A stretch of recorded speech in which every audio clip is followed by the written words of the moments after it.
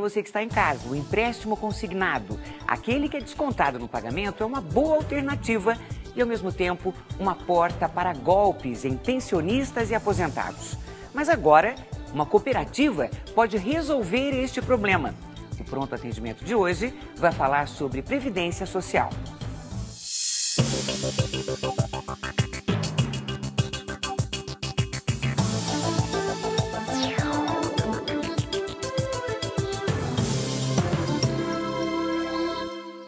Participe pelo twitter.com/patendimento, prontoatendimento, @tvcultura.com.br e facebook.com/prontoatendimento. Para conversar com a gente sobre este tema, está aqui a advogada Tônia Galetti, coordenadora jurídica do Sindicato Nacional dos Aposentados. Tônia, é um prazer receber você novamente. Muito obrigada, viu? Obrigada a você pelo convite. Olha, segundo dados do INSS, só no ano passado, mais de 3.000 aposentados e pensionistas foram vítimas de golpes no empréstimo consignado. E em todo o país, a Previdência Social registrou 15.000 reclamações sobre problemas com empréstimos.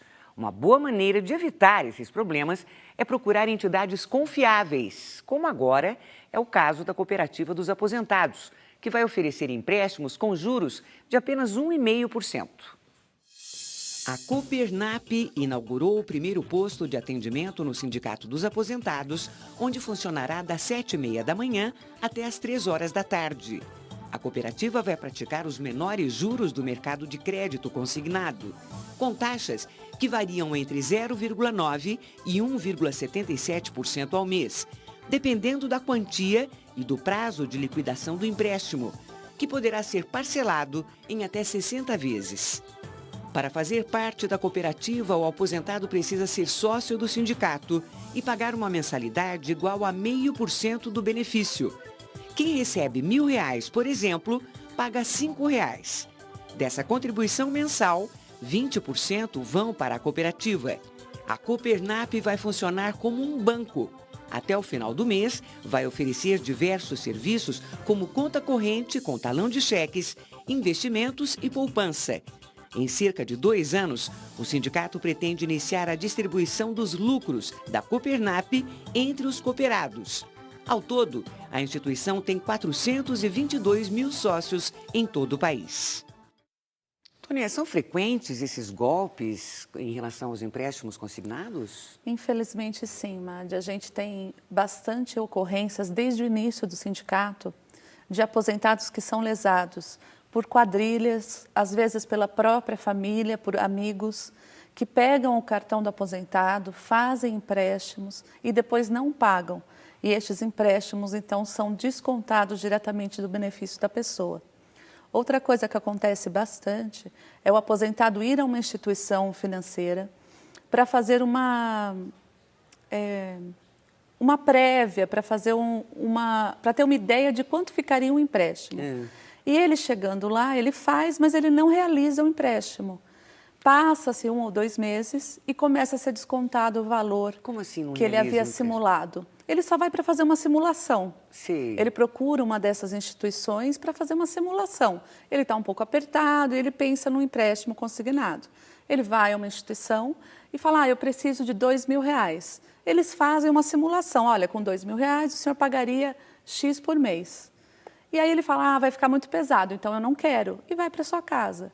Passado algum tempo... Sem autorização dele, isso é bastante comum e bastante grave. O que você recomenda para uma pessoa que sofre esse golpe absurdo? Pois a recomendação para resolver este problema imediato é procurar alguém de confiança, procurar um sindicato, procurar a gente. Nós estamos distribuídos em todo o território brasileiro. Nós fazemos normalmente uma carta, uma notificação à instituição financeira para que ela ressarça o aposentado, devolva esse dinheiro ao aposentado, uma vez que ele não fez o empréstimo e isso fica comprovado. Isso costuma dar resultados sem a necessidade de que nós ingressemos na justiça para reaver esses valores. E a cooperativa? Conta um pouco mais para a gente, como é que ela funciona? Pois é, a cooperativa foi pensada há bastante tempo, houve uma dificuldade bastante grande de implementá-la. Foi pensada justamente para auxiliar os aposentados, para que eles tenham acesso ao crédito, para que eles tenham mais dignidade de vida e que eles não sejam abusados pelo sistema financeiro que costuma cobrar taxas muito altas de financiamento destes empréstimos. Então, a cooperativa, todo sócio do sindicato que autorize, que queira fazer parte da cooperativa, ele assina um termo de associação também à cooperativa e uma parte da mensalidade que ele paga vai ser direcionada para essa cooperativa. E a função da cooperativa, de todas as cooperativas, é que todo mundo que faz parte dela é um pouco dono dela também. Então, não objetiva lucro. A ideia da cooperativa é viabilizar, seja um trabalho, seja no caso dessa cooperativa, o crédito às pessoas da maneira mais justa possível. De forma que estes juros que serão cobrados, não serão cobrados para que a instituição tenha lucro, mas sim para que sejam cobertos os custos deste empréstimo junto às instituições financeiras, onde a cooperativa vai buscar o dinheiro, e que, ao mesmo tempo, as pessoas tenham condições, sem se endividarem demais, de fazerem parte do mercado. É possível ter informações sobre essa cooperativa no site do sindicato? Sim, sim. Eles podem entrar no site do sindicato, que lá há um link da cooperativa, ela pode clicar no link da cooperativa, que ela vai ter todas as informações necessárias de como proceder, de onde ir, para ter mais informações e se associar. A gente está, né, vendo o endereço, mas vamos repetir? Vamos falar www.sindicato-dos-aposentados.org.br. Muito bem, olha, hoje é um dia de muitas perguntas. Aliás, eu peço para que as pessoas participem tentando escrever assim o mais resumidamente possível, porque daí a gente consegue responder mais perguntas. Olha, o José Carlos Ferreira é de São Paulo. Ele escreve: eu estou em processo de aposentadoria, através do meu advogado, apresentei toda a documentação, mas o pedido foi indeferido. Disseram que falta ainda um tempo para eu cumprir trabalhando antes de ter esse direito. Eles se referiam a um tempo em que trabalhei sem registro. A empresa onde trabalhei simplesmente fechou, eu entrei com um processo trabalhista, ganhei esse processo. Eu pergunto, o INSS tem poder para desacatar uma decisão de um juiz, quando não levou em conta a assinatura desse juiz? Afinal, o registro em carteira e o ganho do processo provam que eu trabalhei na empresa. Olha, Madi e seu José, é bastante importante essa pergunta, porque ela é muito recorrente. As decisões judiciais nem sempre são levadas em conta pela administração pública, pelo INSS. De forma que, no caso dele, o caminho adequado para ele conseguir essa aposentadoria, se com esse período reconhecido pelo juiz na ação trabalhista, é entrar na Justiça Federal ou no juizado, dependendo dos valores, para conseguir a aposentadoria. Uma vez que o INSS deveria, de pronto, acatar a decisão judicial e contar esse tempo, mas eles nem sempre fazem isso. Então, a pessoa precisa buscar novamente a Justiça, aí sim no fórum competente, que é a Justiça Federal, para ter o seu direito reconhecido. Josefa é de Cajazeiras, na Paraíba. Ela conta: minha sogra tem 65 anos, sempre foi dona de casa, nunca contribuiu. Ela tem direito ao benefício? Ela tem problemas de saúde, ela escreve. Pois é, isso é bastante comum, essa confusão, né? É importante a gente separar que, embora seja o INSS que cuide dos benefícios assistenciais e dos benefícios previdenciários, são coisas distintas. Então, essa senhora, ela não tem direito a um benefício previdenciário, a uma aposentadoria, uma vez que ela nunca contribuiu. Agora, por outro lado, ela tem direito, dentro do nosso sistema de seguridade social, a uma assistência do Estado, uma vez que ela é idosa, que tem dificuldades naturais de locomoção, de saúde, enfim, e ela então faz direito, caso ela não tenha como se sustentar, caso a sua família não consiga subsidiar as necessidades básicas dela, ela tem direito a um benefício assistencial comumente denominado LOAS. Esse benefício é dado às pessoas a partir de 65 anos de idade. Então, ela já tem direito, caso ela comprove, que ela não tem nenhuma outra renda. Olha, o Leobino Luz mandou agora um e-mail para a gente, ele escreve: existe uma polêmica com relação a quem está obrigado a pagar o salário maternidade no caso da segurada que foi despedida no contrato de experiência. Afinal de contas, na sua opinião, seria a empresa ou o INSS? Infelizmente, a opinião da gente não conta muito, né? O importante é a gente entender que até há pouquinho tempo atrás, os contratos de experiência, assim como os contratos temporários, não davam estabilidade à gestante. No entanto, isso tem se modificado no judiciário e há uma tendência a dizer que estes contratos geram, sim, estabilidade à gestante. Então, se nós considerarmos o judiciário dizendo que há uma estabilidade, não há que se falar em conflito, é a empresa que tem que pagar. E ela não pode ter sido demitida. A empresa pode até não querer ela no seu ambiente de trabalho e indenizá-la pelo período que faltaria até o final da gestação. O contrário também é verdade. Se nós pensarmos no judiciário que volte atrás e entenda que não, esses contratos não geram a estabilidade para a gestante, então não há que se falar na empresa pagar. Muito bem, olha, a Sônia Alves de Aguiar é do Guarujá. Ela conta, eu tenho 59 anos, sou funcionária pública estadual, tenho 20 anos de trabalho. Eu tenho problemas de saúde, problemas de coluna, gostaria de me aposentar com 60 anos, se possível. Então ela quer saber se nesse caso a perda salarial seria de qual valor. E se ao se aposentar por idade, serão descontadas as licenças que ela teve por motivo de saúde. Essa é uma das perguntas, ela tem mais aqui. Tá. A dona Sônia tem 59 anos e quer se aposentar. Ela tem 20 anos de serviço, portanto 20 anos de contribuição. Então ela pode se aposentar por idade, cuja carência é de 15 anos de contribuição. Então ela já fez, ela já cumpriu os requisitos, daqui a um ano ela já completa a idade mínima necessária e pode se aposentar por idade. As perdas, às vezes, são menores do que as aposentadorias por tempo de contribuição. Por quê? Porque não vai haver incidência do fator previdenciário na aposentadoria por idade, se isto for mais benéfico para ela. Porém, se as contribuições dela forem altas e bastante picadas, a aposentadoria por idade, talvez ao final de 35 anos, fosse maior. Mas se ela já tem uma necessidade e não consegue continuar exercendo seu trabalho, é facultado a ela já se aposentar por idade daqui a um ano. E ela completa perguntando se a insalubridade que ela recebe, ela vai continuar recebendo. É só antes, mas eu esqueci de responder em relação ao tempo, se conta, né, o tempo dos afastamentos. Isso é uma briga no judiciário, a gente sempre tenta que esse período precisa ser computado. Mas para ele ser computado, como que tem que acontecer? A pessoa foi afastada, ela recebeu a alta desse afastamento e ela retorna ao trabalho. Quando ela retorna ao trabalho, esse tempo naturalmente conta como período de contribuição. Então, isso é bastante importante. Então, dependeu bastante do movimento dela, se nos afastamentos, quando terminou, se ela retornou ao trabalho. E em relação à insalubridade, sim.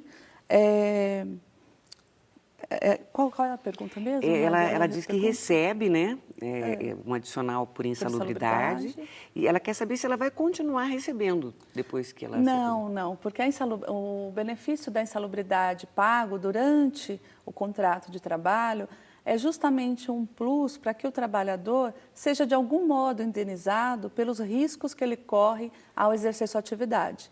Uma vez que ela se aposenta e sai dessa esfera de risco, não há que se falar mais em pagamento de insalubridade. O José Domingos Vinhote tem 47 anos, é de Araras. Ele acabou de mandar uma pergunta para a gente. Eu entrei com um pedido de aposentadoria por invalidez pela Justiça Estadual. E o meu auxílio-doença foi concedido por 2 vezes. O meu processo seguiu para o TRF, terceira região, e o mesmo manteve o auxílio-doença. Fiz uma cirurgia de coluna e recebo esse auxílio há 5 anos. Eu queria saber se a possibilidade do INSS me aposentar administrativamente, sem que não haja necessidade de uma perícia médica, porque já fiz uma perícia judicial anteriormente. Está um pouquinho confuso as informações, né? Certamente ele não ingressou na Justiça Estadual, mas sim na Justiça Federal, se foi o TRF que homologou a sentença dele. O fato é que a perícia, ela não é um capricho do INSS, é uma necessidade. Uma vez que o auxílio-doença, o auxílio-acidente, a aposentadoria por invalidez, elas não são eternas. Elas duram enquanto durar a incapacidade do sujeito para o trabalho, do indivíduo. Então, essa perícia, ela sempre é oportuna para que seja avaliado a capacidade laboral do trabalhador. Então, mesmo que ele tenha feito, há 2 anos atrás, uma perícia judicial, pode ser que ele tenha sofrido uma melhora, que ele tenha conseguido retornar ao trabalho, então é necessário uma nova perícia. Porque as pessoas, às vezes, embora haja bastante problemas em relação às perícias no Brasil, a gente há de convir que a perícia não é um mal. Porque a pessoa que trabalhou um mês, sofreu um acidente, ela recebe o benefício o resto da vida. E você que está trabalhando durante 30, 40 anos da sua vida laboral, só vai receber o seu benefício lá na frente. Sim. Então, de algum modo, você está pagando para essa pessoa ficar na sua casa. Então, é importante que seja comprovado que ela realmente precisa desse benefício. Muito bem, são muitas as dúvidas sobre Previdência Social. Vamos então às ruas de São Paulo? Vamos ouvir mais uma pergunta sobre esse tema. Bom dia, meu nome é Bruna. Meu avô se aposentou com 3 salários e hoje não recebe nenhum. Ele tem direito à revisão? Nenhum, não chega a um, né? Imagino. Bruna, isso tem alguma informação que não está batendo, né? Se ele recebe menos que o salário mínimo, realmente tem alguma coisa errada. E é preciso ir verificar, seja na administração pública, no INSS, ou ingressando na justiça, porque nenhum benefício pode ser menor do que o salário mínimo. Agora, esse achatamento, iniciar com 3 salários e hoje estar recebendo somente um, a gente pode dizer que foi um plano elaborado para que todos cheguem lá. Uma vez que os aumentos dados às aposentadorias, que são maiores que um salário mínimo, são menores que os aumentos dados aos benefícios que são de um salário mínimo. Assim, todo mundo, em algum momento, vai receber, com certeza, um salário mínimo. Olha só, o Gilberto conta que trabalha desde os 14 anos com carteira assinada e hoje, com 55 anos, ele pergunta se pode se aposentar. A dúvida dele é: eu posso solicitar aposentadoria e não informar a minha empresa para receber o salário também?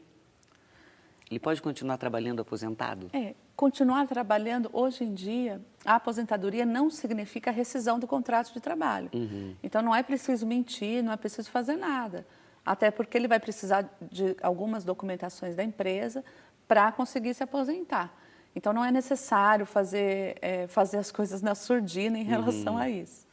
E ele pode se aposentar, obviamente, se ele perfez as condições necessárias para se aposentar antes da mudança da lei, ele pode se aposentar já, porque ele começou com 14 anos e ele tem 55 anos de idade.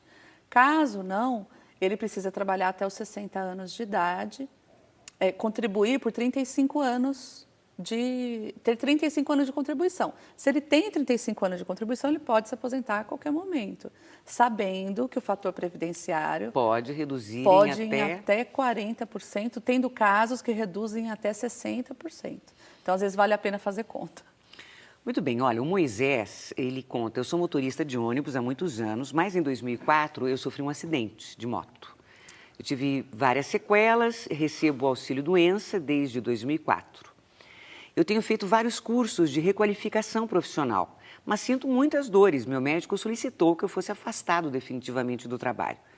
Eu levei esse laudo médico para a assistente social do INSS, mas ela guardou junto com outras folhas, enfim, não deu continuidade.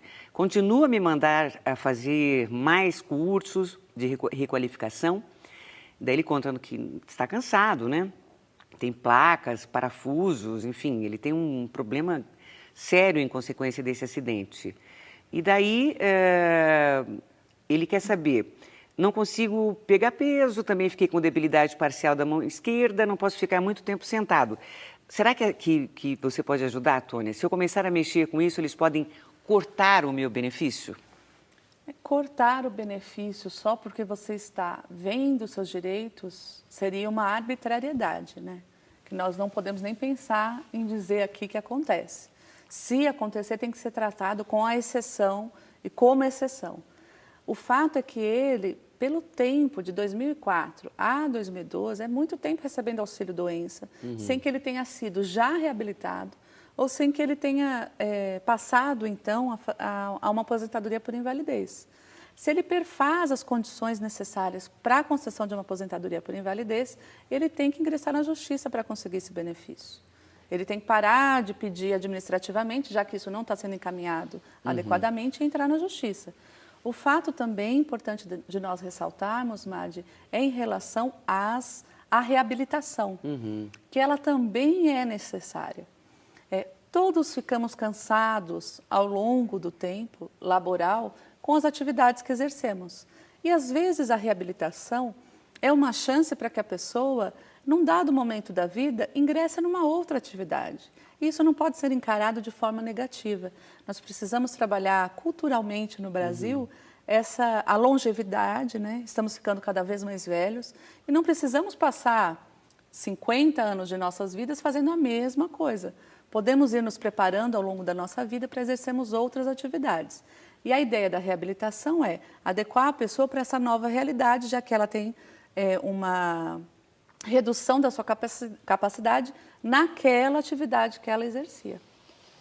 Muito bem, nós já voltamos então com outras perguntas e respostas sobre Previdência Social. Mande suas questões, que a advogada Tônia Galete, coordenadora jurídica do Sindicato Nacional dos Aposentados, vai tirar suas dúvidas. Continue aí, a gente volta daqui a pouquinho.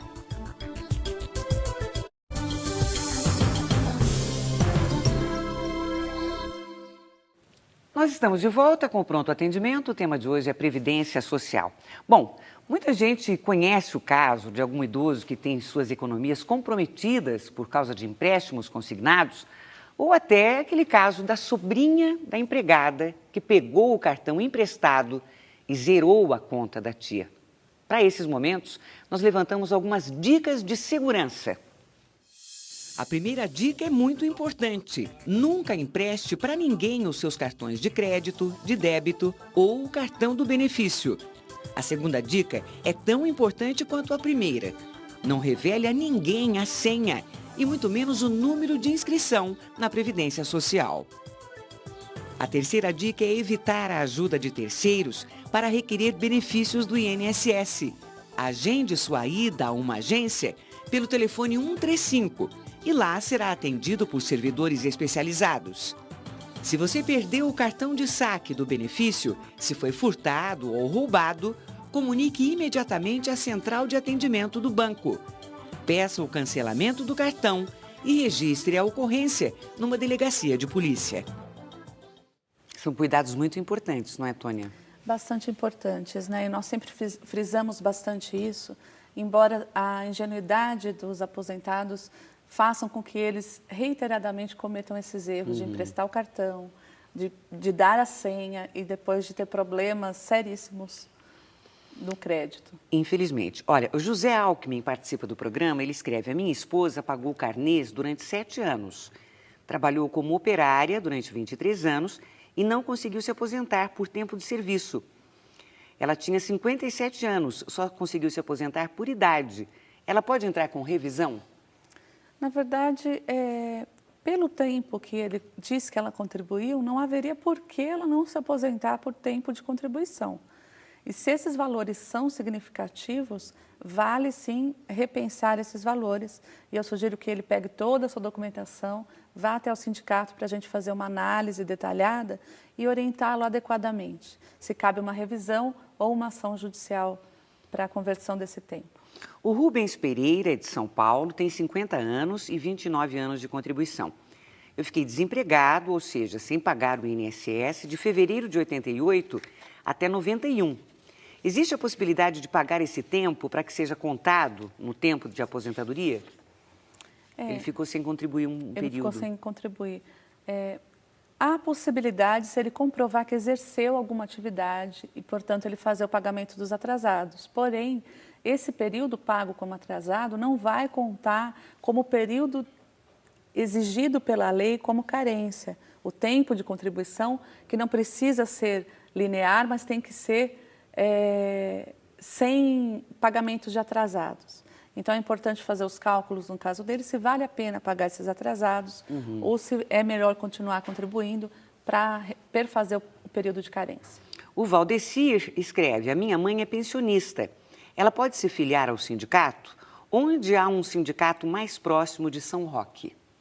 Ai, de cabeça eu não vou saber, infelizmente. Eu vou pedir para que o telespectador entre no site do sindicato, www.sindicatodosaposentados.org.br, e lá ele consiga, então, a informação do sindicato próximo, porque certamente a mãe dele pode fazer parte. Muito bem, vamos só para reforçar, então, vamos repetir o site do sindicato, que chegou uma outra pergunta aqui perguntando. Ok. Uma pergunta perguntando mesmo. O site é www.sindicatodosaposentados.org.br.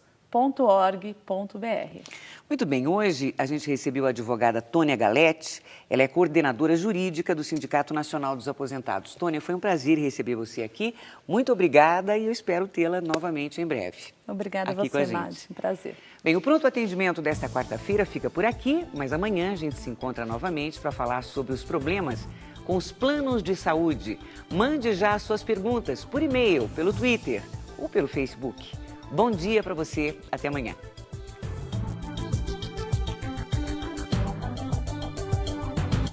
As principais notícias do Brasil e do mundo com a transparência e imparcialidade do Jornal da Cultura, hoje, 9 da noite.